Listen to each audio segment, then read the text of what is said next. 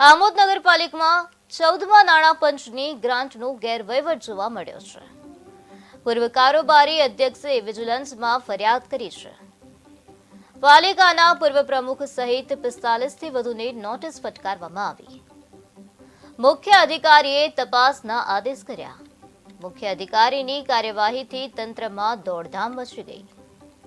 ભરૂચ જિલ્લાની આમોદ નગરપાલિકામાં 14મા નાણાં પંચ હેઠળ વર્ષ 2015-16 થી વર્ષ 2019 સુધી અંદાજે 6 કરોડ સુધીની ગ્રાન્ટ મળેલ હતી, જેમાં ગાઈડલાઈન બહાર થયેલ ખર્ચ વિશે અરજી થતા તેની તપાસ થઈ અને અહેવાલ આપવાનું થતા આરસીએમ કચેરી સુરત દ્વારા મને આ બાબતમાં ઓથોરાઇઝ કરતા મેં અગાઉ ફરજ બજાવી ચૂકેલ 7 ચીફ ઓફિસરશ્રીઓ, એક એકાઉન્ટન્ટ શ્રી તેમજ અત્રેના માજી 5 પ્રમુખશ્રીઓ, ઉપપ્રમુખશ્રીઓ તેમજ કારોબારી સભ્યોને અને નગરપાલિકામાં અગાઉના સભ્યોને નોટિસ પાઠવી દિન 7માં આ બાબતનો ખુલાસો રજૂ કરવા માટે જણાવેલ છે। ભરૂચ જિલ્લાની